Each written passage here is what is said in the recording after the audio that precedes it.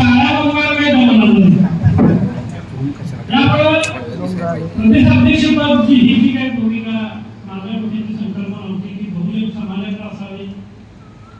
आमच्याकडे बरेचसे मातबर मंडळी आहेत, पण आमच्या बंडखोर सेना पक्षाचा प्रदेशाध्यक्ष हा मराठा असला पाहिजे ही भूमिका मला होती. आणि त्यातल्या त्यात डॉक्टर बाबासाहेब आंबेडकर, शिवशाहू फुले आंबेडकरी विचारांना मानणारा मराठा पाहिजे.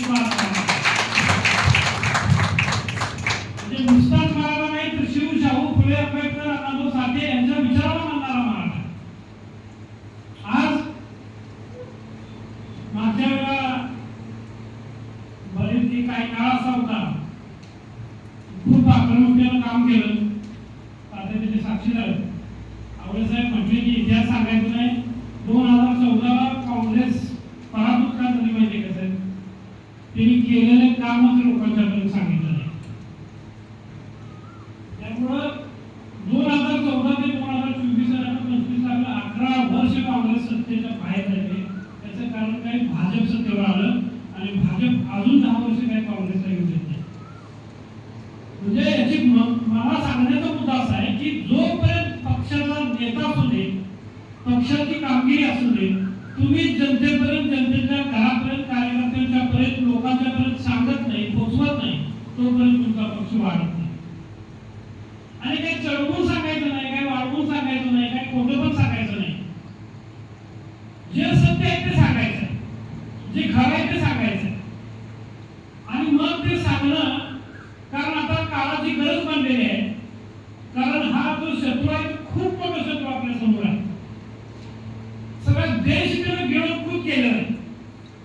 देशाच्या नागरिकांमध्ये आज जे पाटील साहेबांनी भूमिका मांडली, भंडारे साहेबांनी भूमिका मांडली, चव्हाण साहेब, सगळे मोरे सर सगळ्यांनी भूमिका मांडली, तात्या वगैरे कारेकर साहेबांनी मांडली, आमच्या सगळ्या मान्यवरांनी, आवळे साहेबांनी मांडली.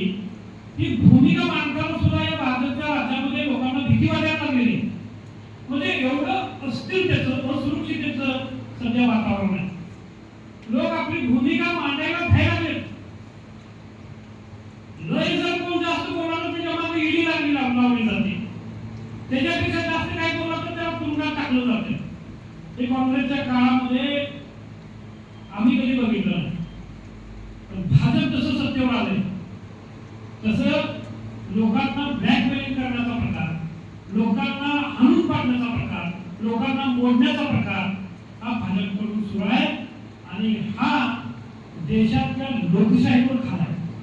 आणि मग खऱ्या अर्थानं बाबासाहेबांचं जर संविधान आपल्याला वाचवायचं असेल, खऱ्या अर्थानं या भारतीय लोकशाहीची जी हत्या रोज दिवसेंदिवस होत आहे, ती हत्या जर आपल्याला खऱ्या अर्थानं थांबवायची असेल तर आपल्यासारखा पूर्वमार्गी विचारांचा, शिवशाहू फुले आंबेडकरांचा जो महाराष्ट्र आहे, त्या महाराष्ट्राचे जे विचार आहेत ते विचार पुढे नेणारा पक्ष पाहिजे.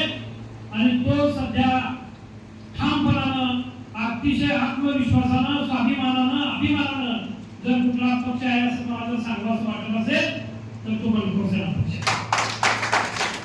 त्याचे कारण तुम्ही मंत्रीला नवीन आलेले पदाधिकाऱ्यांना मी या निमित्तानं सांगतो की प्रत्येक पक्ष घ्या हा सत्तेसाठी लाचार झालेला पक्ष आहे.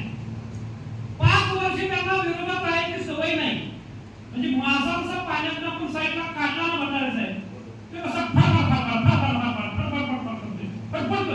त्याला पाण्याशिवाय जगताच येत नाही.